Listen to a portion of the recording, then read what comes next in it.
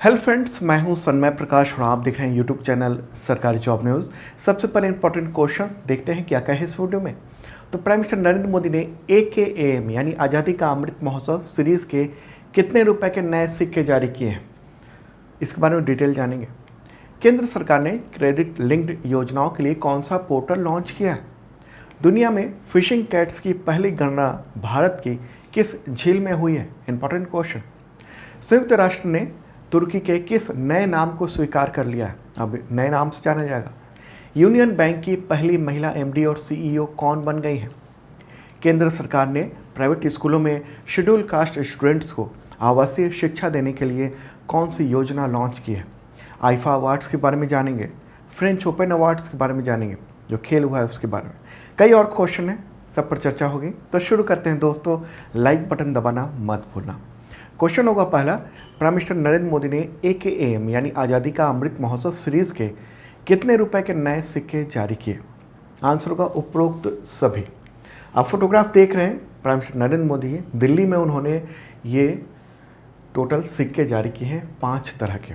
कौन कौन हैं? 1 रुपये के, 2 रुपये के, 5 रुपये के, 10 रुपये के और 20 रुपये के। और ख़ास बात है कि ये आज़ादी का अमृत महोत्सव सीरीज़ का है। तो क्वेश्चन हो सकता है आपसे कि कई तरह से क्वेश्चन हो सकता है। एक तो ये हो सकता है जो मैंने दिया सिंपल कि AKAM सीरीज़ के कितने रुपए के सिक्के जारी किए, या ये भी हो सकता है कि 2022 में जो नए सिक्के जारी किए प्राइम मिनिस्टर नरेंद्र मोदी ने, तो वो किस सीरीज़ के थे। तो आपको ध्यान में रखना होगा AKAM यानी आज़ादी का अमृत महोत्सव। तो ये कब और कैसे लॉन्च किया गया। तो ministry of finance and corporate affairs के द्वारा आज़ादी के अमृत महोत्सव के तहत प्रतिष्ठित सप्ताह का आयोजन किया गया है पूरे देश भर में, यानी आइकॉनिक वीक समारोह का। कब से कब तक? 6 से 11 जून तक। तो इसी का उद्घाटन प्राइम मिनिस्टर नरेंद्र मोदी ने दिल्ली में किया, मुख्य आयोजन वहीं हुआ था। और इसी दौरान उन्होंने 1 रुपये, 2 रुपये, 5 रुपये, 10 रुपये और 20 रुपये के नए सिक्के जारी किए, और वह स्पेशल सीरीज़ के। और इन सिक्कों को दृष्टिबाधित व्यक्ति भी, यानी जो नेत्रहीन है, वो भी आसानी से पहचान कर सकेगा छूकर। चलिए आगे बढ़ते हैं, अगला क्वेश्चन लेते हैं, ये भी इंपॉर्टेंट है। केंद्र सरकार ने क्रेडिट लिंक्ड सरकारी योजनाओं के लिए कौन सा पोर्टल लॉन्च किया है। आंसर होगा जन समर्थ पोर्टल। ओके, न्यूज़ आप देख रहे हैं, जन समर्थ पोर्टल ये लॉन्च किया है। क्रेडिट स्कीम यानी लोन की जो स्कीम है सरकार की तमाम योजनाओं के तहत, उसके तहत इस वेबसाइट पर आप देख रहे हैं कि फोटोग्राफ ये लॉन्च कर रहे हैं प्राइम मिनिस्टर नरेंद्र मोदी, और ये है वेबसाइट का एड्रेस jansamarth.in। ओके, 6 जून को प्राइम मिनिस्टर नरेंद्र मोदी ने दिल्ली में लॉन्च किया, और इस पोर्टल से बैंक सहित 125 से ज़्यादा वित्तीय संस्थाएं जुड़ गई। इस पोर्टल के बारे में आपको बताऊं, इस पोर्टल पर लोन के लिए ऑनलाइन आवेदन किया जा सकेगा, और 13 तरह की क्रेडिट लिंक जो सरकारी योजनाएं हैं उससे जुड़े हुए लोन यहाँ पर मिल सकेंगे। ओके, आसानी से लोन लोगों को देने के लिए सरकार ने ये योजना लॉन्च की है, या कहें ये पोर्टल लॉन्च किया। कैसे ये अप्लाई कर सकेंगे और कौन कौन लोग अप्लाई कर सकते हैं। देखिए, वर्तमान में एग्रीकल्चर, इंफ्रास्ट्रक्चर, एजुकेशन, जीवन यापन, बिजनेस, इन सब के लिए शुरुआती लोन मिल सकेगा। और लोन के अप्लाई करने के लिए स्वीकृति जो है, सारा काम वो पोर्टल पर ही ऑनलाइन होगा। ओके, पोर्टल में लोन की स्थिति भी देखी जा सकेगी। अगर लोन नहीं मिलता है तो आवेदक शिकायत ऑनलाइन दर्ज कर सकते हैं। ओके, अब तक ये होता था कि बैंक के पास जाना पड़ता था उस योजना के तहत, और फिर उसके जो लंबे प्रोसेस है उससे गुजरते हुए बहुत सारी समस्याएं होती थी लोगों को। तो उसकी वजह से अब ये नया पोर्टल ही लॉन्च कर दिया गया। ओके, कैसे मिलेगा? कुछ सवालों के जवाब देने होंगे, पात्रता की जांच होगी, जैसे क्रेडिट स्कोर क्या है वगैरह वगैरह, आपकी और आपके फर्म जो है, जो कंपनी है या फिर जो संस्था आपने बनाई है काम करने के लिए, उसकी क्या स्थिति है, वो सब। और उसके बाद फिर डिजिटल अप्रूवल के जरिए वो मिल सकेगा। चलिए आगे बढ़ते हैं, अगला क्वेश्चन लेते हैं। दुनिया में फिशिंग कैट्स यानी मछली का शिकार करने वाली जो बिल्ली है, उसकी पहली गणना भारत की किस झील में हुई। इंपॉर्टेंट क्वेश्चन है ये, और इंटरेस्टिंग भी। आंसर होगा चिल्का झील। न्यूज़ आप देख रहे हैं, world's first fishing cat census done in Chilika, the Hindu में। तो चूँकि पहली बार जब भी दुनिया में कुछ होता है तो आपके एग्जामिनेशंस के लिए इम्पॉर्टेंट हो जाता है। ओके, तो भारत में ओडिशा में स्थित है ये चिल्का झील, और एशिया की सबसे बड़ी खारे पानी की झील है या कहें लैगून है। ओके, तो वहाँ पर फिशिंग कैट्स की गणना की गई। एक बार मैप के थ्रू भी देख लेते हैं, फिर आपको फिशिंग कैट्स के बारे में बताएंगे आपको। ओके, हाँ, ये फिशिंग कैट्स है और इस तरह से आपने देखा मछली पकड़ी हुई है इस बिल्ली ने। अब मैप में देखते हैं, ये रहा प्यारा भारत, और भारत में यहाँ पर है ये ओडिशा। ओडिशा में यहाँ समुद्र किनारे झील है जो कि है चिल्का झील। एशिया की खारे पानी की सबसे बड़ी झील है, दुनिया की दूसरी सबसे बड़ी। खास बात है कि इसमें आमतौर पर खारा पानी होता है, जो कि समुद्र की वजह से खारा पानी जाता है, लेकिन बरसात में इसका पानी कुछ हद तक मीठा हो जाता है। ओके, सामान्य हो जाता है। तो चिल्का डेवलपमेंट अथॉरिटी ने द फिशिंग कैट प्रोजेक्ट के तहत ये गणना की है, सेंसस किया है। और ये जो बिल्ली है, यानी मछली पकड़ने वाली जो बिल्ली है, उसका दुनिया में पहला जनसंख्या का अनुमान लगाया गया है। ओके, अब सवाल है कि कितनी फिशिंग कैट्स पाई गई है चिल्का झील में। 176 फिशिंग कैट पाई गई है। ये इस तरह की कैसे ये गणना हुई, सेंसस कैसे हुआ? 2 चरणों में हुआ। 115 किलोमीटर की जो दलदली जगह है चिल्का झील की, सबसे पहले वहाँ पर की गई। फिर दूसरे चरण में जो तटीय द्वीप हैं जैसे परिकुंड, उन सब पर छोटे छोटे जो द्वीप हैं वहाँ पर ये गणना की गई। तो 2 चरणों में 150 कैमरा लगाए गए थे जो ट्रैप करते हैं इसको, और उसमें ये देखा गया, उसी के ये पता चला है। ओके, फिशिंग कैट्स के बारे में बताऊं, इनका जो साइंटिफिक नाम है वो क्या है? प्रियन्नलूरस विवरिनस। ओके, ये नाम है इसका। और ये बिल्ली मछली, मेढक, सांप और जो छोटे जानवर हैं वो सब खाती हैं। और इन्हें फिशिंग कैट इसलिए बोला जाता है क्योंकि मछलियों का शिकार बहुत आसानी से कर लेती है। आकार जो है इसका, जो सामान्य बिल्ली होती है उससे लगभग 2 गुना होता है इसका आकार। और ये बिल्ली दक्षिण और दक्षिण पूर्व एशियाई देशों में पाई जाती है, और ख़ास तौर पर दलदली भूमि और बाढ़ वाले जंगलों में ये पाई जाती है। भूमि जल दोनों जगहों पर ये शिकार कर सकती है, और 10 एशियाई देशों में ये पाई जाती है। ओके, और इस पर संकट भी है क्योंकि जो झील है तमाम जगहों पर, वहाँ पर मछलियों का संकट हो रहा है पॉल्यूशन की वजह से, तो उसका असर इन बिल्लियों पे भी पड़ रहा है। ओके, क्योंकि इनका सबसे जो प्रिय भोजन है वो मछली है। मछली का शिकार करती है, किस तरीके से करती है एक बार मैं दिखा दूँ। इस तरीके से पानी में उतर कर चुपचाप रहती है और मछली आई नहीं कि उसे तुरंत पकड़ लेती है। ओके, चिल्का झील, उसके बारे में आप जानते हैं, वो रामसर साइट जो लिस्ट है उसमें भी शामिल है, और विश्व की दूसरी सबसे बड़ी खारे पानी की झील है, लैगून कह सकते हैं उसको। चलिए आगे बढ़ते हैं, अगला क्वेश्चन लेते हैं। उससे पहले इन्फॉर्म कर दूं कि 2021 और 2022 के अब तक का total current affairs PDF available हो चुका है, तो आप ले सकते हैं। और इन सब से UPSC के एग्जामिनेशन में 10 के 10 जो करंट अफेयर्स क्वेश्चन थे वो सब टकराए हैं। मैंने एक वीडियो भी इसके बारे में डाला है। ओके, आप देख सकते हैं, और क्वेश्चन का जो PDF है वो इस वीडियो के डिस्क्रिप्शन में मैंने दे दिया है। UPSC के एग्जामिनेशन में NTPC में भी कई सारे क्वेश्चन आए हैं। ओके, और आगे आने वाले एग्ज़ाम है उसकी प्रिपरेशन के लिए भी इंपॉर्टेंट है। SSC का एग्ज़ाम चल रहा है, उसमें भी कई क्वेश्चन है। तो आप देख सकते हो ये PDF, और ये PDF आपको मिलता है मेंबरशिप के थ्रू। 1 ईयर का मेंबरशिप होता है, और इसके थ्रू आपको करंट अफेयर्स का PDF एवरी वीक मिलता है, every month, try monthly, half yearly, yearly, और पिछले सालों के भी। वीकली मॉक टेस्ट होता है एवरी संडे को करंट अफेयर्स का। कैसा है आपका करंट अफेयर्स का नॉलेज वो चेक कर सकते हैं। और exam based monthly test series भी होता है, जिसमें करंट अफेयर्स के अलावा तमाम सब्जेक्ट्स के भी टेस्ट लिए जाते हैं, अलग अलग एग्जामिनेशंस के। और कुछ लोग पूछ रहे थे कमेंट करके कि क्या पिछले महीनों के भी टेस्ट दे सकते हैं वो, तो हाँ, वहाँ पर अवेलेबल होता है। और 40% डिस्काउंट है बुक्स पे, और फ्री शिपिंग भी होती है। डिस्क्रिप्शन चेक कर सकते हो, और ऐप पे आप इन सब का लाभ उठा सकते हैं। चलिए आगे बढ़ते हैं, अगला क्वेश्चन लेते हैं। मेंस सिंगल्स का फ्रेंच ओपन 2022 खिताब किसने जीता है? आंसर होगा Rafael Nadal. Okay, Rafael Nadal, उन्होंने 14वां फ्रेंच ओपन जीत लिया है, और टोटल जो ग्रैंड स्लैम है वो 22 जीत चुके हैं वो राफेल नडाल, इम्पॉर्टेंट बात है। और फोटोग्राफ ये रहा खिताब के साथ। फ्रेंच ओपन पेरिस में हुआ है 16 से 5 जून तक। स्पेन के खिलाड़ी हैं राफेल नडाल, उन्होंने 5 जून को ये खिताब अपने नाम किया है, बहुत ही इम्पॉर्टेंट। ओके, ग्रैंड स्लैम 4 तरह के होते हैं, कौन कौन से? Australian open, French open, Wimbledon और यूएस ओपन। तो फ्रेंच ओपन का ये खिताब। चलिए आगे बढ़ते हैं, अगला क्वेश्चन इससे रिलेटेड है। वुमेन सिंगल्स का फ्रेंच ओपन 2022 खिताब किसने जीता है? आंसर होगा ईगा स्विएटेक। ओके, ईगा स्विएटेक। न्यूज़ भी आप देख रहे हैं, सेकेंड टाइम उन्होंने ये खिताब जीता है फ्रेंच ओपन का। पोलैंड की खिलाड़ी हैं, 4 जून को उन्होंने ये खिताब जीत लिया है। ओके, तो जो ग्रैंड स्लैम होता है वो 5 श्रेणियों में होते हैं।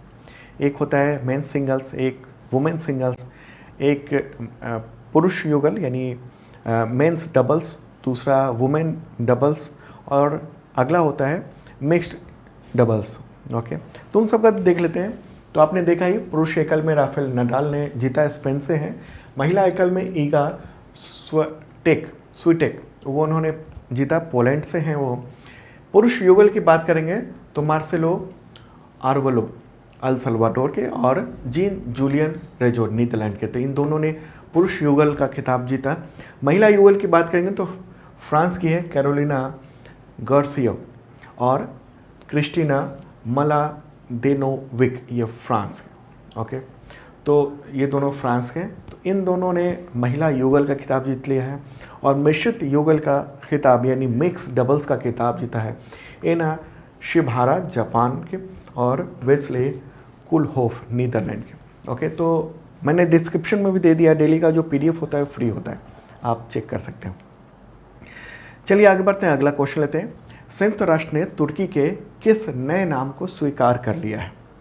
मैंने कुछ महीने पहले बताया था कि तुर्की ने अपना नाम बदल लिया, तो अब संयुक्त राष्ट्र ने भी स्वीकार कर लिया। तो कौन सा नाम है? आंसर होगा तुर्कीये। ओके, TURKIYE ये होगा तुर्कीये।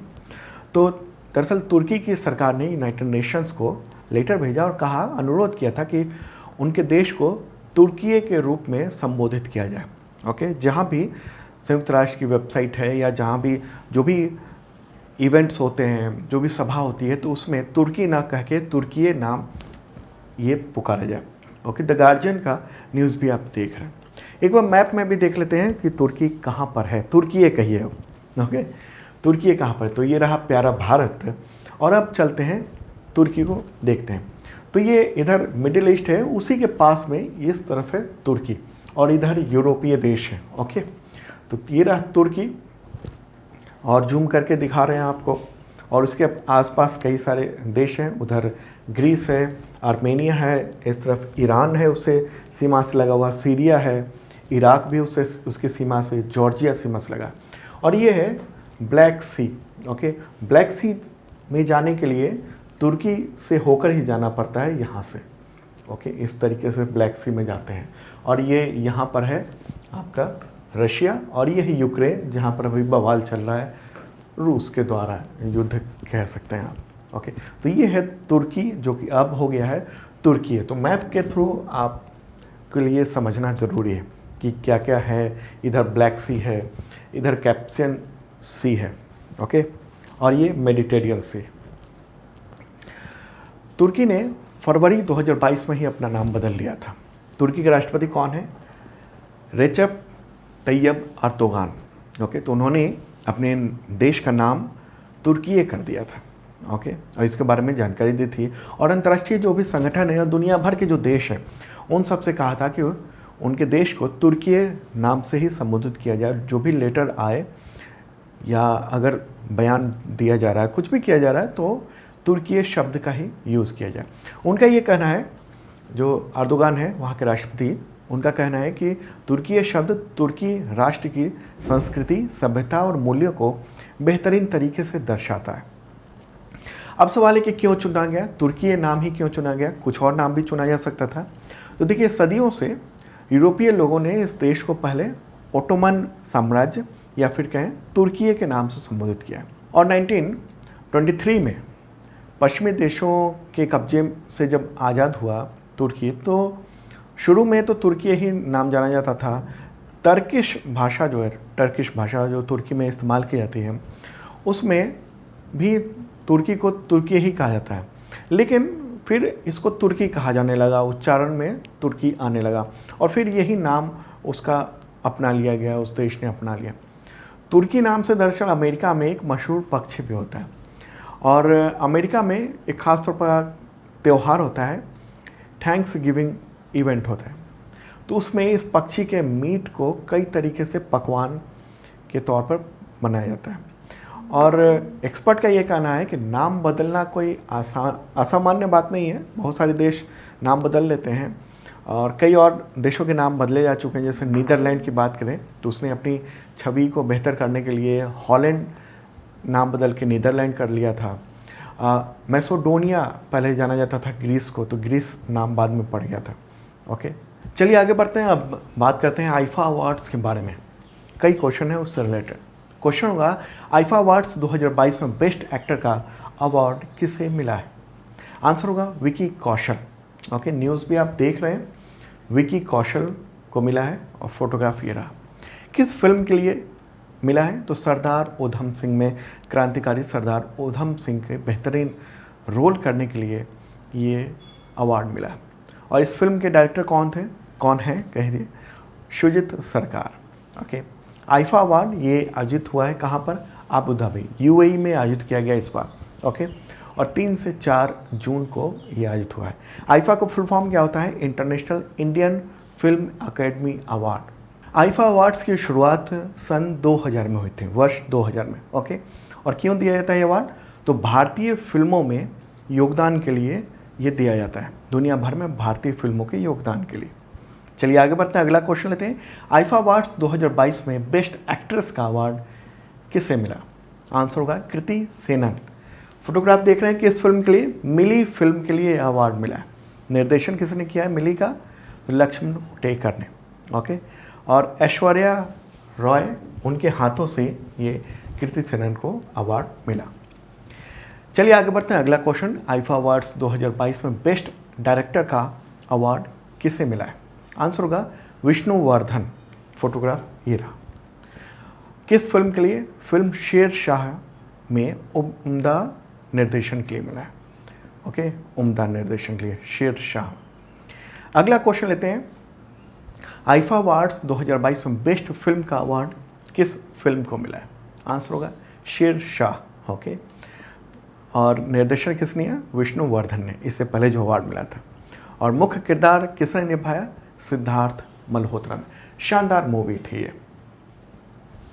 अगला क्वेश्चन लेते हैं। हाँ, उससे पहले पूरी लिस्ट देख लीजिए आप। ये अलग अलग अवार्ड से कुछ के तो मैंने क्वेश्चन में बता दिया और बाकी के ये डिटेल अवार्ड्स हैं। वैसे मैंने पीडीएफ में सब कुछ दे दिया है, डिस्क्रिप्शन में चेक कर सकते हैं। और जिन लोगों ने मेंबरशिप लिया हुआ है वो सीधे ऐप पर जाएं और डाउनलोड सेक्शन में जाएं, वहाँ पीडीएफ अवेलेबल है। ओके, चलिए आगे बढ़ते हैं, अगला क्वेश्चन लेते हैं। और ये क्वेश्चन होगा, विश्व खाद्य सुरक्षा दिवस कब मनाया जाता है? World food safety day. Answer होगा इसका 7 जून को। और इस साल की थीम क्या है? सुरक्षित भोजन बेहतर स्वास्थ्य, सेफर फूड बेटर हेल्थ। ये है थीम विश्व खाद्य सुरक्षा दिवस की। और किसके द्वारा आयोजित किया जाता है ये? WHO और खाद्य और कृषि संगठन यानी FAO, उसके द्वारा ये घोषित है, 2018 में घोषित किया गया था। चलिए आगे बढ़ते हैं, अगला क्वेश्चन लेते हैं। ये इंपॉर्टेंट क्वेश्चन है। यूनियन बैंक की पहली महिला MD और CEO कौन बन गई है? आंसर होगा A Manimekalai. Okay, A Manimekalai. News भी आप देख रहे हैं द हिंदू में, और इसमें लिखा है first women managing director of union bank of India. Okay, तो गवर्नमेंट ने अपॉइंट कर दिया। अभी हाल ही में उन्होंने कार्यभार संभाला और फोटोग्राफ ये रहा इनका। वो कई बैंकों में काम कर चुके हैं और इस पद के लिए बैंक बोर्ड ब्यूरो ने मार्च में ही चुन लिया था, लेकिन अब इनकी नियुक्ति की गई है केंद्र सरकार के द्वारा। देखिए, बैंकों में जो अहम पद हैं, MD CEO ये सब पद हैं या चेयरमैन है, तो उन सब पर नियुक्ति के लिए बैंक बोर्ड ब्यूरो है यानी BBB, उसी के द्वारा सिलेक्शन होता है, फिर बाद में केंद्र सरकार उस पर मुहर लगा देती है। ओके, यूनियन बैंक की बात हो रही है, मुख्यालय का है मुंबई में, और स्थापना कब हुई थी? 11 नवंबर 1919 को। अगला क्वेश्चन लेते हैं। इंडियन एयरफोर्स ने अपना हेरिटेज सेंटर किस शहर में बनाने का फैसला किया है? आंसर होगा चंडीगढ़। इसमें क्या होगा कि विभिन्न युद्धों से रिलेटेड जो इंडियन एयरफोर्स की भूमिका और जो कामकाज है और जो इम्पॉर्टेंट हेरिटेज है, पुराने जहाज हैं, उन सबको वहाँ प्रदर्शित किए जाएंगे। ओके, और ये स्थापना चंडीगढ़ प्रशासन और इंडियन एयरफोर्स के द्वारा संयुक्त रूप से किया जा रहा है। और इसके लिए चंडीगढ़ के जो प्रशासक हैं और पंजाब के राज्यपाल बनवारी लाल पुरोहित और इंडियन एयरफोर्स के चीफ हैं air chief marshal V R. Chaudhari, उन दोनों के बीच में एमओयू साइन हुआ। अगला क्वेश्चन लेते हैं। निजी स्कूलों में अनुसूचित जाति के छात्रों को आवासीय शिक्षा के लिए केंद्र सरकार ने कौन सी योजना लॉन्च की है? आंसर होगा श्रेष्ठ। ओके, श्रेष्ठ योजना। न्यूज़ भी आप देख रहे हैं द हिंदू में, इंपॉर्टेंट ये योजना है। श्रेष्ठ का फुल फॉर्म क्या है? Residential education for students in high school in targeted area. Okay, केंद्रीय सामाजिक न्याय और अधिकारिता मंत्रालय के द्वारा ये शुरू किया गया। Ministry of social justice and empowerment, तो उसके मंत्री कौन है? डॉक्टर वीरेंद्र सिंह। तो उन्होंने इस योजना को शुरू किया है अभी हाल ही में, जून में, और ये एडमिशन के लिए सर्टिफिकेट दे रहे हैं। ओके, एक इवेंट के दौरान। इस योजना के बारे में बताऊं आपको, श्रेष्ठ योजना के बारे में। इसमें यह होगा कि देश के जो बेस्ट प्राइवेट रेजिडेंशियल स्कूल हैं, जो कि CBSE के, ओके, तो उनमें अनुसूचित जाति यानी शेड्यूल कास्ट के जो मेधावी स्टूडेंट्स हैं उनके लिए सीट उपलब्ध करवाई जाएगी। ओके, और स्कूल की फीस, हॉस्टल का खर्चा, ये सब केंद्र सरकार वहन करेगी। और एडमिशन किस क्लास में होगा? 9th और 11th में होगा। और 3000 सीटें ये प्रदान की जाएंगी, उसका सारा खर्चा केंद्र सरकार वहन करेगी। और प्रवेश के लिए एंट्रेंस टेस्ट होगा। वो कौन आयोजित करेगा टेस्ट? तो राष्ट्रीय परीक्षा एजेंसी यानी NTA, national testing agency. Okay, और इस योजना के तहत वे छात्र छात्राएं पात्र होंगे जिनके माता पिता की इनकम 2.5 लाख रुपए तक की होगी, SC कैटेगरी के। ओके, चलिए आगे बढ़ते हैं। अगला क्वेश्चन लेते हैं। गर्भवती महिलाओं के लिए आंचल योजना किस राज्य ने करौली जिले में शुरू की है? आंसर होगा राजस्थान। ओके, ये योजना गर्भवती महिलाओं को प्रसव और उसके बाद जो जरूरी जो मेडिकल सहायता होती है उसको सुनिश्चित करने के लिए किया गया है। राजस्थान की बात हो रही है। मुख्यमंत्री कौन है? अशोक गहलोत, गवर्नर कलराज मिश्र। तो दोस्तों, ये था इंपॉर्टेंट करंट अफेयर्स। और भी क्वेश्चन है, उन सबको अगले वीडियो में दूंगा, और कल मॉर्निंग को ही मिल जाएगा आपको 7 बजे वीडियो। अब मिलते हैं अगली वीडियो में। और हाँ, आप डाउनलोड कर सकते हैं सरकारी जॉब न्यूज़ का ऐप, उसके थ्रू आपकी तमाम तैयारी हो जाएगी करंट अफेयर्स की खास तौर पर। और ये ऐप कहाँ पर मिलेगा आपको? गूगल प्ले पर सरकारी जॉब न्यूज़ सर्च करेंगे, ये लोगो दिखेगा आपको और डाउनलोड कर लेना। अब मिलते हैं कल।